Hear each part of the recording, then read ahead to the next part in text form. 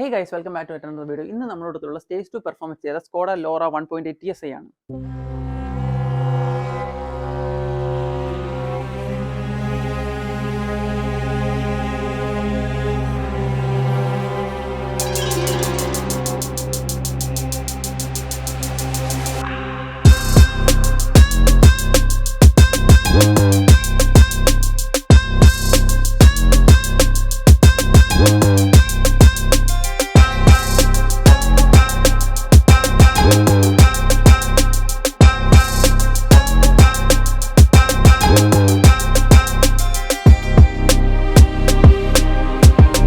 തൗഫീഖ് bro, welcome.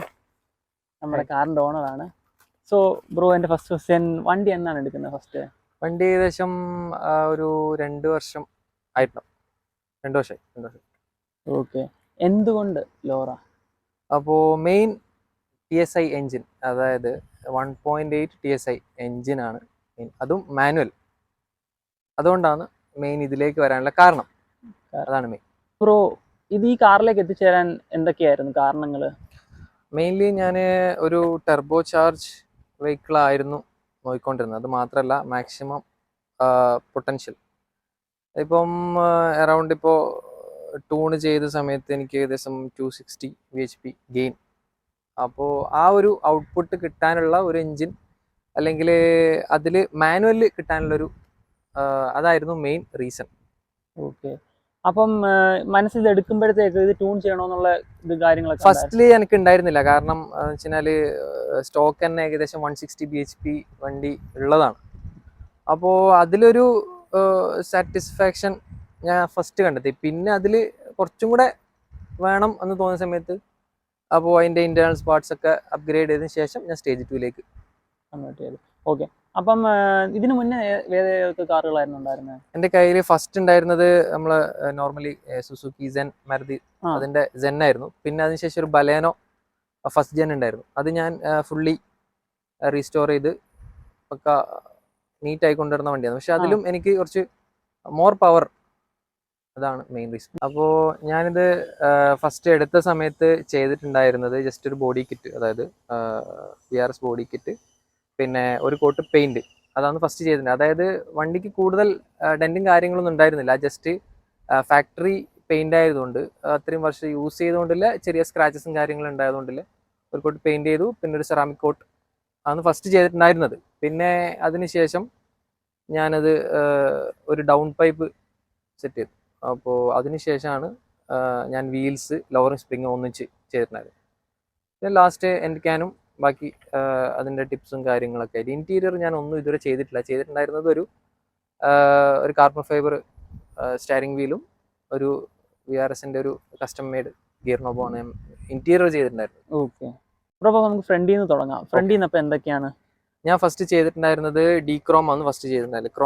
Chrome particles മൊത്തം ഞാൻ delete ചെയ്തു. അതായത് ഫുൾ ബ്ലാക്ക് ഔട്ട് ചെയ്ത്. അപ്പോൾ അതിനുശേഷം വരുന്നത് നമ്മൾ ലോവറിംഗ് സ്പ്രിങ്ങിൻ്റെ കേസ് ആണെങ്കിൽ നമ്മൾ കോബ്രയുടെ 30 mm ഡ്രോപ്പ് ആണെന്നുണ്ടായിരുന്നു. അത് കാൽക്കുലേറ്റഡ് ആണ്. അപ്പോൾ ജസ്റ്റ് അപ്പോൾ അതിനുശേഷം ഇതുള്ളത് വീല് യൂസ് ചെയ്തിട്ടുള്ളത് 18 ഇഞ്ച് 18 ഇഞ്ച് ലെൻസോ ആണ്. ലെൻസോ ജാഗ്വർ എന്ന് പറഞ്ഞ മോഡലാണ് യൂസ് ചെയ്തിട്ടുള്ളത്. അതങ്ങനെ വേറെ അധികം വണ്ടികളിൽ ഇല്ല, അത് അതെ റെയറാണ്. ഓക്കെ. നമുക്ക് ഇനി അപ്പോൾ ബാക്കിലേക്ക് വരാം. ബാക്കിലേക്ക് എന്തൊക്കെയാണ്? ബാക്കിൽ ഉണ്ടായത് ഇതില് സ്പോയിലർ മാത്രമേ ഞാൻ ആഡ് ചെയ്തിട്ടുണ്ടായത്. സ്പോയിലർ മാത്രമല്ല, സ്പോയിലർ, പിന്നെ ഷാർക്ക് ആന്റിന, പിന്നെ ജസ്റ്റ് അക്രപ്പോവിന്റെ ടിപ്സ്, ദാറ്റ്സ് ഓൾ. പിന്നെ ക്രോം പാർട്ടിക്കിൾ ഡിലീറ്റ് ചെയ്തിട്ടുണ്ട്. അതെ. ഇതില് ബാക്ക് സൈഡില് ക്രോം പാർട്ടിക്കിൾസ് ഉണ്ടായില്ല. ജസ്റ്റ് ആ ലോഗോ ജസ്റ്റ് ബ്ലാക്ക് ഔട്ട് ചെയ്തത് മാത്രമേ ഉള്ളൂ. ബ്രോ, ട്യൂണിങ്ങിലേക്ക് വരാം. ഓക്കെ. ട്യൂണിങ്ങിൽ ഇപ്പോൾ എവിടെയാണ് ചെയ്തത്? ഇത് ഞാൻ ചെയ്തിട്ടുണ്ടായിരുന്നത് ഇ-ടൂണസ് ആണ് സ്റ്റേജ് 2 ചെയ്തിട്ടുണ്ടായിരുന്നത്. ഇതിൽ ഏകദേശം എനിക്ക് 260, ഞാൻ നേരത്തെ പറഞ്ഞിട്ടുണ്ടായിരുന്ന പോലെ 260 bhp ആണ് ടോട്ടൽ ഔട്ട്പുട്ട് ഇപ്പോൾ അവർ ഓഫർ ചെയ്യുന്നത്. അപ്പോൾ അതിൽ ഞാൻ സാറ്റിസ്ഫൈഡ് ആണ്. ബ്രോ, അപ്പം അണ്ടർ ദ ഹുഡിലേക്ക് വരുമ്പോൾ എന്തൊക്കെയാണ് ഇപ്പോൾ കറന്റ്? അത് ഡൗൺ പൈപ്പ്, ISCൻ്റെ ഡൗൺ പൈപ്പ് ആണ് ഞാൻ ചെയ്തിട്ടുള്ളത്. അത് 3:2 എന്നൊരു മെഷർമെന്റ് ഉണ്ട്. അതിൻ്റെ ആക്യുറേറ്റ് മെഷർമെന്റിലാണ് ചെയ്തിരുന്നത്. പിന്നെ വരുന്നത് നമ്മളെ coil packs R8 similar APR coil packs ആണ് യൂസ് ചെയ്തിട്ടുള്ളത്. പിന്നെ വരുന്നത് കാനന്റെ ഇൻടേക്ക്, പിന്നെ ഇറിഡിയം സ്പാർക്ക് പ്ലഗ്സ് ഉണ്ട്, NGK. അതൊരു സ്റ്റേജ് 3 സെറ്റപ്പിന്റെ കുറച്ചും കൂടെ കോൾഡറായ സ്പാർക്ക് പ്ലഗ്സ് ആണ്. ബ്രോ അപ്പം എക്സോസിലേക്ക് വരുമ്പോൾ എന്താണ് ചെയ്തത്? അപ്പോൾ യൂസ് ചെയ്തിട്ടുള്ളത് അതില് SS-ന്റെ സ്ട്രെയിറ്റ് പൈപ്പാണ് എക്സോസ്റ്റ് യൂസ് ചെയ്തിട്ടുള്ളത്. NCAN AZ-യുടെ അതില് ഒരു 5 ഓപ്പണിംഗ് ഉണ്ട്. അതുകൊണ്ടാണ് സൗണ്ടിന്റെ ഒരു വേരിയേഷൻ കിട്ടാൻ വേണ്ടിയിട്ടുള്ള സെറ്റപ്പാണ് ചെയ്തിട്ടുള്ളത്. AZ-യുടെ NCAN ആണ് യൂസ് ചെയ്തിട്ടുള്ളത്. ഓക്കെ, ഒന്ന് എക്സോസിനോട്ടൊന്ന്. ഓ ഷുവർ.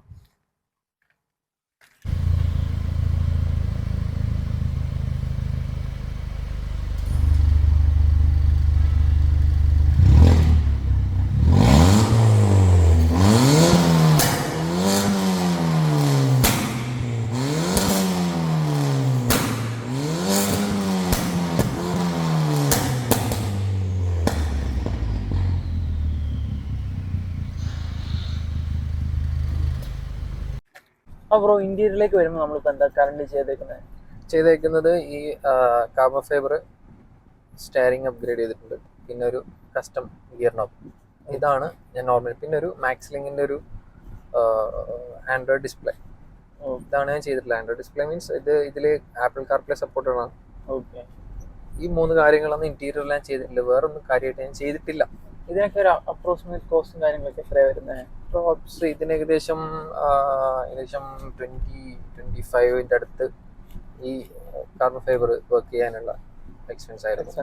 പിന്നെ ഇതിന് അറൗണ്ട് 50K ആയിരുന്നു. ഇത് പിന്നെ കസ്റ്റം വർക്ക് ആയിരുന്നു. ഇത് പിന്നെ ഞാൻ അതിന്റെ കോസ്റ്റ് ഞാൻ നോക്കിയിട്ടില്ല. ഓക്കെ, അങ്ങനെ വലിയ കോസ്റ്റ് അല്ല. ഓക്കെ. പിന്നെ ബ്രോ അടുത്ത് ഇപ്പോൾ നമ്മൾ വീഡിയോ കണ്ടുകൊണ്ടിരിക്കുന്നവർക്ക് ചിലപ്പം ലോറി എടുക്കണമെന്നുണ്ട്. അപ്പം ബ്രോയുടെ റിവ്യൂ എന്താണ് ശരിക്കും പറഞ്ഞാൽ? ശരിക്കും ഫാമിലി കാറാണ് ശരിക്കും പുറമേ എന്ന് നോക്കുന്നവർക്കെങ്കിലും ഇത് ശരിക്കും ഒരു റിലയബിൾ, നമുക്ക് ഒരു എന്താ പറയണ്ടേ, ഒരു പ്രൊജക്ട് കാർ എന്നുള്ള രീതിയിൽ കൊണ്ട് നടക്കാൻ പറ്റുന്ന വെരി റിലയബിൾ കാർ. പേഴ്സണലി ഞാൻ മറ്റേത് വണ്ടി ഓടിച്ചു കഴിഞ്ഞ് കഴിഞ്ഞാലും എനിക്ക് ബാക്ക് ടു ഇത് എത്തുമ്പോഴുള്ള ഒരു സാറ്റിസ്ഫാക്ഷൻ, മെന്റൽ സാറ്റിസ്ഫാക്ഷൻ വേറെ വണ്ടിയിൽ എനിക്ക് കിട്ടിയിട്ടില്ല സത്യം. ഓക്കെ, അപ്പം ബ്രോയുടെ സൈഡിൽ തംസ് അപ്പ് ആണ്. Oh sure, 100%. ഓക്കെ ബ്രോ, അപ്പം പെർഫോമൻസ് ചെയ്യുന്നതിന് മുന്നേയും ഇപ്പോൾ പെർഫോമൻസ് ചെയ്ത് കഴിഞ്ഞ് ബ്രോ ഓടിക്കുമ്പോൾ മൈലേജിന് എന്തെങ്കിലും വേരിയേഷൻസ് ഉണ്ടോ? ഇല്ല, വലിയ വേരിയേഷൻ വന്നിട്ടില്ല. എനിക്കിപ്പോഴും അതിലൊരു 14-12 ഒക്കെ മൈലേജ് ഇതിൽ കാണാറുണ്ട്. നോർമൽ എനിക്ക് ഫീൽ ചെയ്യാറുണ്ട്. ഇത് ഞാനിപ്പോൾ യൂസ് ചെയ്യുന്ന ഫ്യൂവല് 95 ഒക്ടേൻ ആണ്. അതായത് ഇന്ത്യൻ ഓയിലിൽ 95 ഒക്ടേൻ മാത്രമേ ഇത് യൂസ് ചെയ്യാൻ പാടുള്ളൂ. കോമൺലി അത് ട്യൂൺ ചെയ്ത കാസിന് അങ്ങനെയാണ് യൂസ് ചെയ്യാറ്. ഇപ്പം പല ആൾക്കാരും ചിലപ്പോൾ ശ്രദ്ധിക്കുന്നുണ്ടാവില്ല, പക്ഷെ ഞാൻ ആ ഫ്യൂവൽ മാത്രമേ യൂസ് ചെയ്യാറുള്ളൂ. അതായത് 95 ഒക്ടേനിൽ എനിക്കൊരു 12-14 മൈലേജ് സുഖമായിട്ട്. സ്റ്റെബിലിറ്റിയുടെ കാര്യങ്ങളൊക്കെ എങ്ങനെയാണ്? സ്റ്റെബിലിറ്റി വണ്ടി നല്ല സ്റ്റെബിലിറ്റിയാണ്. ഇപ്പോൾ ലോവർ ചെയ്തുകൊണ്ട് കുറച്ചും കൂടെ സ്റ്റെബിലിറ്റി ഇൻക്രീസ് ആയിട്ടുണ്ട്. ഓക്കെ ബ്രോ, അപ്പം ഇതിന്റെ കുറച്ച് പോസിറ്റീവ് സൈഡ്സ് എന്തൊക്കെയാണ് ബ്രോയ്ക്ക് തോന്നിയിരിക്കുന്നത്? ഇതിൽ വരുന്നത് എനിക്ക് സേഫ്റ്റി ഇഷ്യൂ, അതായത് ജർമ്മൻ വണ്ടികൾ കുറച്ചും കൂടെ സേഫ്റ്റി കൂടുതലാണ്. അപ്പോൾ സേഫ്റ്റി തന്നെയാണ് മെയിൻ. അതായത് ഇപ്പോൾ നമ്മൾ ഈ പവർ പുൾ ചെയ്യുന്ന സമയത്ത് നമുക്ക് കുറച്ചും കൂടെ സേഫ്റ്റി ഇമ്പോർട്ടൻ്റ് ആണ്. ബൈ ചാൻസ് നമുക്ക് പറയാൻ പറ്റില്ല. നമുക്ക് ആ ഹൈ റവ് അല്ലെങ്കിൽ ഹൈ ബൂസ്റ്റ് ചെയ്ത് വണ്ടി ഓടിക്കുന്ന മോഡിൽ സേഫ്റ്റി വളരെ ഇമ്പോർട്ടൻ്റ് ആയതുകൊണ്ട് സേഫ്റ്റിയുടെ കാര്യത്തിൽ ജർമ്മൻ ബെറ്റർ ആണ്. ഓക്കെ, എന്തെങ്കിലും നെഗറ്റീവ്സ് തോന്നിയിട്ടുണ്ടോ? നെഗറ്റീവായിട്ട് തോന്നിയിട്ടുള്ളത് ഈ റോഡ് മാത്രമാണ്. വേറെ ഒന്നും നെഗറ്റീവായിട്ട് എനിക്ക് പറയാനില്ല. അതായത് നമ്മൾ ഈ കുറച്ച് ലോവർ ചെയ്ത വണ്ടികൾക്ക് യൂസ് ചെയ്യാനുള്ള ഒരു ബുദ്ധിമുട്ട് നമ്മളെ റോഡ്സിന് ഉള്ളത് മാത്രമേ പറയാനുള്ളൂ. വേറെ ഒരു ബുദ്ധിമുട്ടും വണ്ടിയുടെ സൈഡിൽ നിന്നും ഇല്ല. ഓക്കെ, അപ്പൊ വണ്ടി എടുക്കാൻ താല്പര്യമുള്ള ഒരാളോട് എന്താണ് പറയാ? അത് വണ്ടി ശരിക്ക് മാക്സിമം നമുക്ക് ഈ ഒരു സെഗ്മെന്റിൽ പുള്ള് ചെയ്യാൻ പറ്റുന്ന ഒരു ഫാമിലി കാർ. അത് ഈ എഞ്ചിനുമായിട്ട് റിലേറ്റഡ് ആയ ആൾക്കാർക്ക് മനസ്സിലാവും. ഫോർ എക്സാമ്പിൾ നമുക്ക് പോളോക്ക് വരുന്ന TSI എഞ്ചിന്റെ സെയിം വേരിയേഷൻ, അതായത് അതിന്റെ തന്നെ 1.8 വേരിയന്റ് ആണ് ഇതിന് വരുന്നത്. അപ്പം ഒരു പോളോ യൂസ് ചെയ്ത ആൾക്കാർക്ക് എന്താണ് വണ്ടി, എങ്ങനെയാണ് അതിന്റെ പവർ ഔട്ട്പുട്ട്, കാര്യങ്ങൾ, റിലയബിലിറ്റി ഒക്കെ അറിയും. അപ്പൊ അതിനേക്കാളും കുറച്ചും കൂടെ ബെറ്റർ, അതായത് പെർഫോമൻസിന്റെ കാര്യത്തിലാണ് കുറച്ചും കൂടെ ബെറ്റർ ആയിട്ട് വേണമെന്ന് ആഗ്രഹിക്കുന്ന ഏറ്റവും ബെസ്റ്റ് വണ്ടിയാണ്. ഓക്കെ.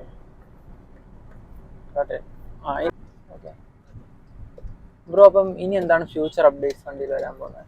അത് ഞാൻ ഇന്റീരിയർ വണ്ടി എടുത്തത് മുതൽ ഞാൻ നേരത്തെ പറഞ്ഞ പോലെ കൂടുതലൊന്നും അപ്ഗ്രേഡ് ചെയ്തിട്ടില്ല. എനിക്ക് ഇന്റീരിയർ ഒന്ന് ബ്ലാക്ക് ഔട്ട് ചെയ്ത്, അതായത് വെരി ലാസ്റ്റ് വേരിയന്റ് ഉണ്ടായിരുന്നു 245ന്റെ സെയിം ഇന്റീരിയർ, സീറ്റ്, കാര്യങ്ങൾ സെയിം കളർ വർക്ക് ചെയ്യണമെന്നുണ്ടായിരുന്നു. അതിന്റെ അടുത്ത് ഞാനത് ചെയ്യും. അതായത് ടൈമിന് ചെറിയൊരു ബുദ്ധിമുട്ടുണ്ടായതുകൊണ്ടാണ്.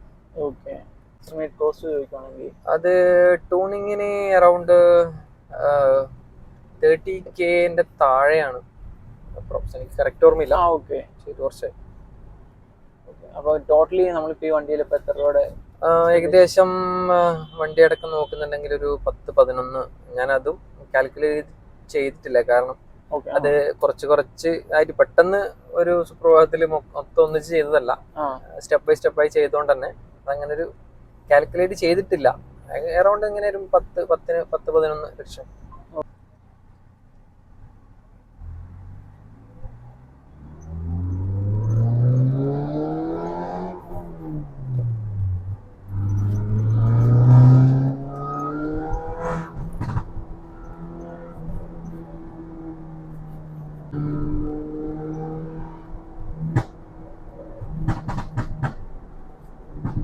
ഗുഡ്. കറക്റ്റ് ആ ഫീല് മനസ്സിലാവുന്നുണ്ട്. എനിക്ക് ഫുള്ളി ചവിട്ടണമെന്നുണ്ട്, പക്ഷേ സൗണ്ട് പിന്നെ റോഡിന്റെ ലിമിറ്റേഷൻസ് എനിക്ക് ഫുൾ എക്സ്പ്ലോർ ചെയ്യാൻ പറ്റുന്നില്ല. ഇത് കറക്റ്റ് ലോങ്, നല്ല രീതിയിൽ ലോങ് പോകുന്ന സമയത്ത് ബ്രോയ്ക്ക് നല്ല ഇതായിരിക്കുമല്ലോ. നല്ല ഫീലാണ്. ഷിഫ്റ്റ് ചെയ്തോ, ഇറക്കണേ. ഒഴുകി കേറുന്നുണ്ട് നല്ല രീതിയിൽ.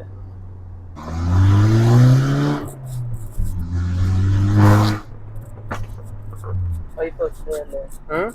5% ടാപ്പ് ചെയ്യാം.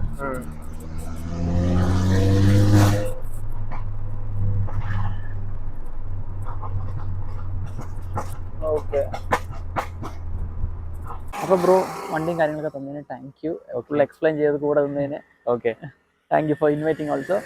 അപ്പോൾ ബ്രോയുടെ ഇൻസ്റ്റാഗ്രാം ഡീറ്റെയിൽസ് ഒക്കെ ഞാൻ താഴെ ഡിസ്ക്രിപ്ഷനിൽ കൊടുക്കുന്നുണ്ട്. Go check it out guys. വണ്ടിയെ കുറിച്ച് റിലേറ്റഡ് ആയിട്ടുള്ള എല്ലാ അപ്ഡേറ്റ്സും ബ്രോ പോസ്റ്റ് ചെയ്യുന്നതായിരിക്കും. അപ്പം once again thank you bro. കാണാം. ഓക്കെ. ബൈ.